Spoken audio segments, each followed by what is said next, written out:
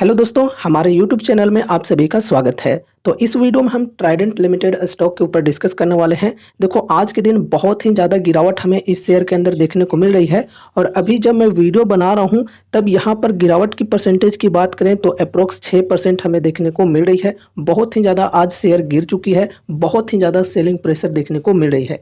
यहाँ पर गिरकर इस लेवल तक आई थी शेयर प्राइस, ठीक है, जो कि है बेसिकली 36.85। देखो इस वाला लेवल, तो यहाँ तक आई, सपोर्ट ली और थोड़ी सी रिकवरी फिलहाल हमें देखने को मिल रही है और 38 रुपये के तकरीबन यहाँ पर जो प्राइस है अभी चल रही है।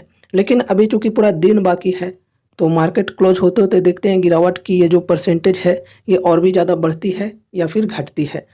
वैसे रीजन की बात करें तो रीजन है इनकी Q4 की अर्निंग्स, जो कि आई है मार्केट क्लोजिंग के टाइम में, ठीक है।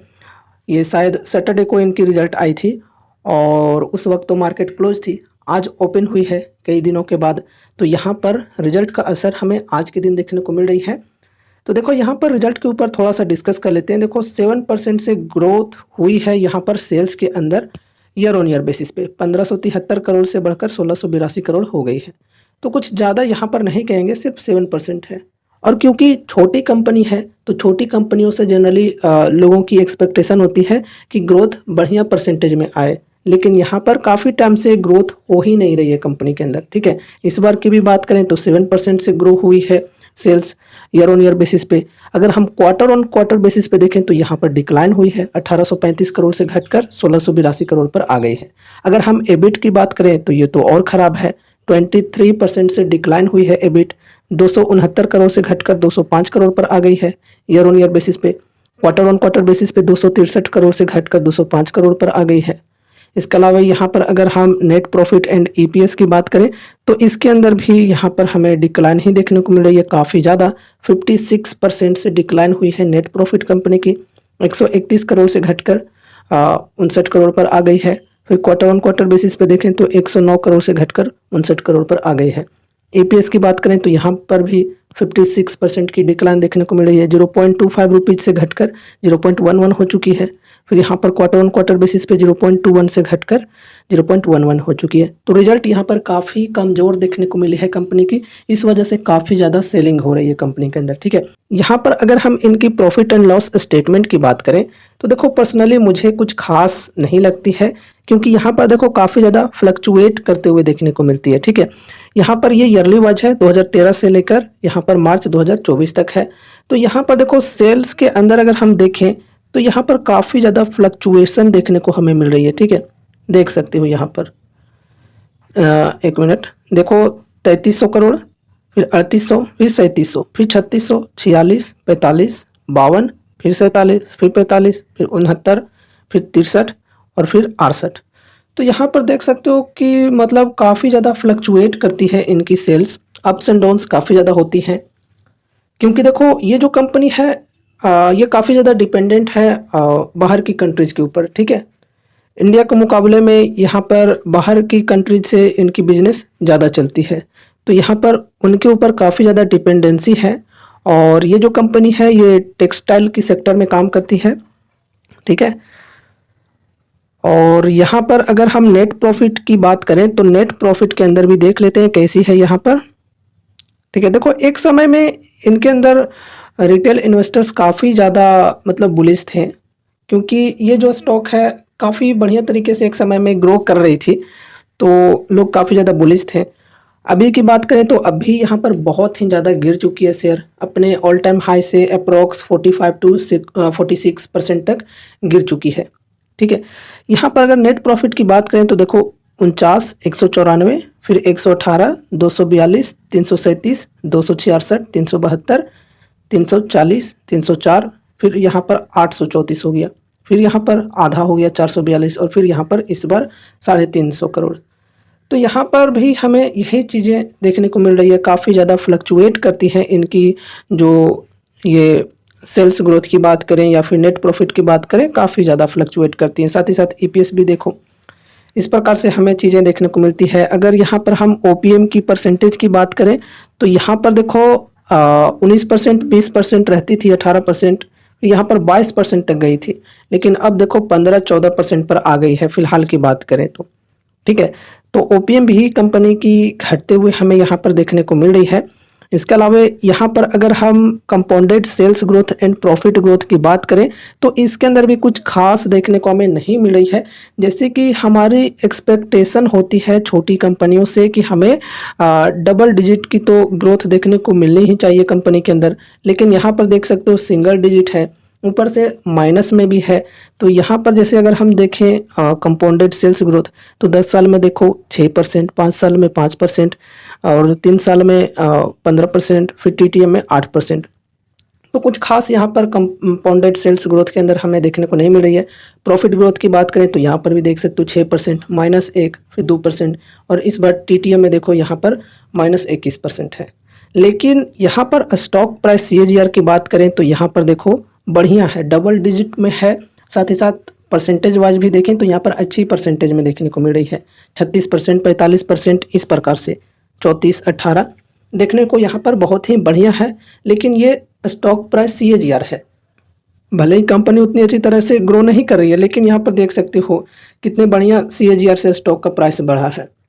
तो खुद भी सोचो यार कि किस प्रकार की चीज़ें यहाँ पर हो रही हैं कंपनी के अंदर, उस हिसाब से ग्रोथ नहीं आ रही है जिस हिसाब से स्टॉक का प्राइस बढ़ा है।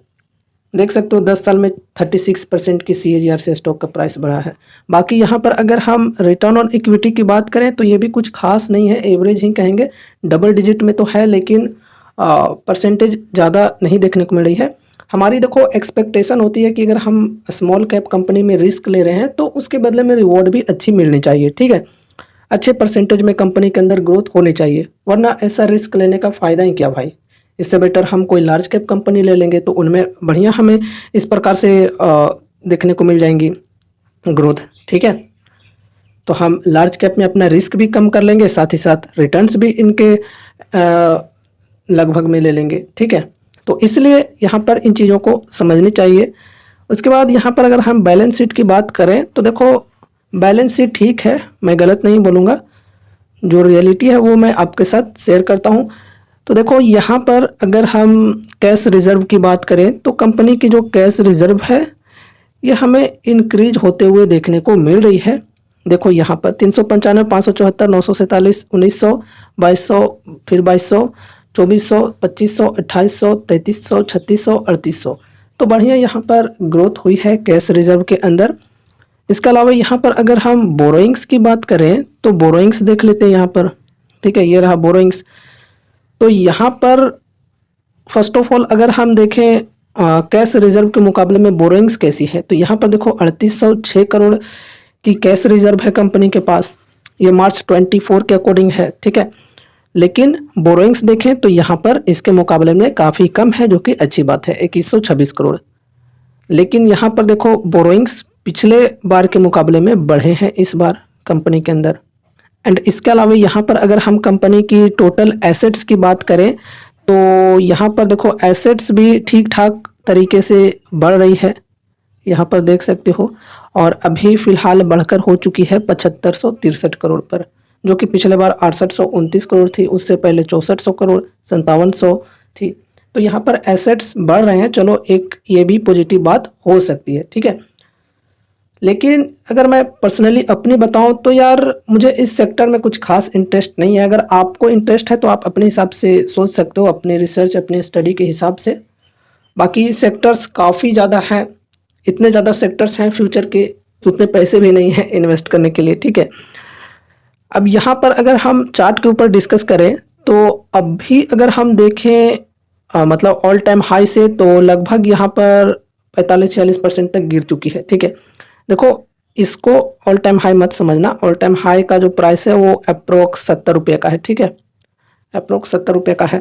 तो वहाँ से अभी तक देखें तो लगभग 45-46% तक गिर चुकी है। तो अगर किन्हीं को फ्रेश बाइंग करनी है तो वो अपनी रिस्क एंड स्टडी के अनुसार यहाँ पर डिसीजन ले सकते हैं। बाकी पर्सनली मुझे तो पसंद नहीं है, क्योंकि यहाँ पर अभी मैंने डिस्कस भी किया प्रॉफिट ग्रोथ सेल्स ग्रोथ।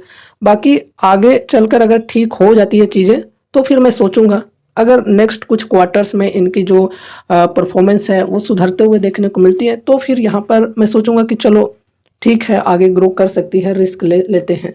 लेकिन फ़िलहाल के लिए तो यहाँ पर अभी मुझे कुछ खास इंटरेस्ट नहीं लग रहा है।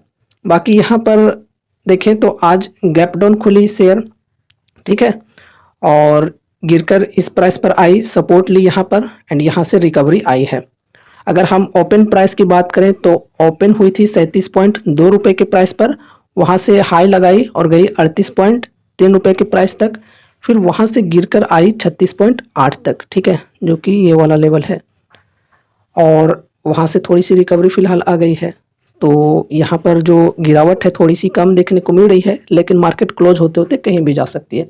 तो यहाँ पर ये एक बहुत ही मेन सपोर्ट है जिसको ध्यान में रखना है।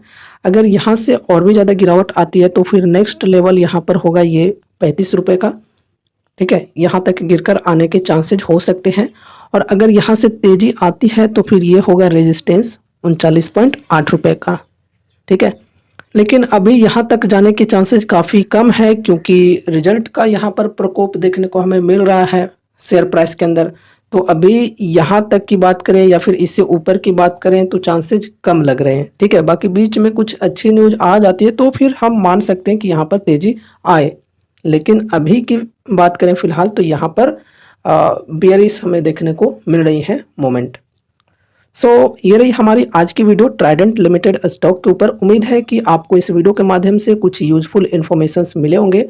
तो इस वीडियो को लाइक करके चैनल को सब्सक्राइब कर लेना और मिलते हैं अगले नए वीडियोज़ के साथ। तब तक के लिए बाय बाय।